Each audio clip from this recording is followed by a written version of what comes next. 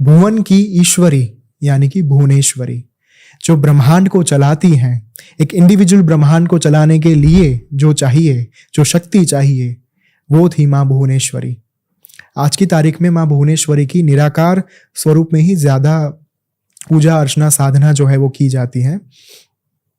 उसके अलावा भारत में ऐसे कम मंदिर हैं जहाँ पे माँ भुवनेश्वरी अपने साकार स्वरूप में विराजमान है। तो तीसरी महाविद्या जो थी, जो हमने बात की, महात्रिपुर सुंदरी, उनके साथ श्री यंत्र जुड़ा हुआ है, श्री ललिता सहस्र नाम उनके साथ जुड़ा हुआ है और पंचदशी मंत्र जुड़ा हुआ है।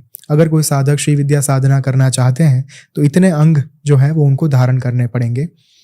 और बहुत ही सुंदर बात कही गई है ललिता सहस्र नाम में माँ के लिए। क्यों शास्त्र ने उनको सर्वोच्च तंत्र विद्या की संज्ञा दी, उस बात का तात्पर्य इस श्लोक में छुपा हुआ है। महातंत्रा, महायंत्रा, महामंत्रा, महासना, महायाग क्रमाराध्या, महाभैरव पूजिता।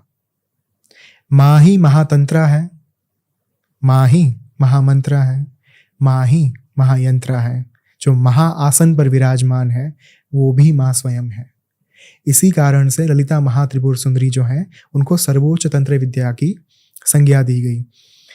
मैं महाअसुर सीरीज मृत्युंजय के लिए ट्रैवल कर रहा था मदुराई, तमिलनाडु। वहाँ पे एक बहुत सुंदर, बहुत पुराना मंदिर है, मीनाक्षी अम्मन टेम्पल। मीनाक्षी जो माँ है वो ललिता महात्रिपुर सुंदरी का ही एक दूसरा उनका नाम है। उनका आप स्वरूप देखेंगे, हाथ में गन्ना लेकर वे बैठी हुई हैं, राज राजेश्वरी की तरह, ब्रह्मांड साम्राज्ञी की तरह उनके आसन के ऊपर वे विराजमान है। मीनाक्षी माँ की कथा ये थी, उनके साथ विवाह करने के लिए भगवान शिव कैलाश से तमिलनाडु आए थे। मीनाक्षी माँ का जो अभी जहाँ पे स्थान है वहाँ पे उनका विवाह हुआ।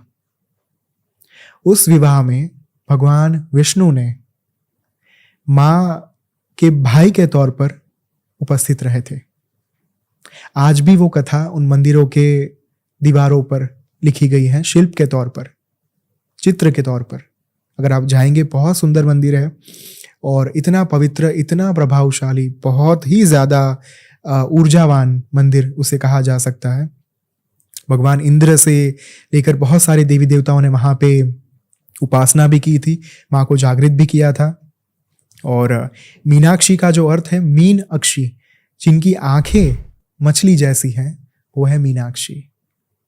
अगर आप मंदिर में जाएंगे, वहाँ के पुजारी, वहाँ के पंडित जी आपको सबसे पहले ये सूचन करेंगे, ये सलाह देंगे कि जब आप विग्रह के दर्शन के लिए जा रहे हैं गर्भगृह के अंदर, तब सर्वप्रथम आपको माँ के चेहरे के सामने नहीं देखना है।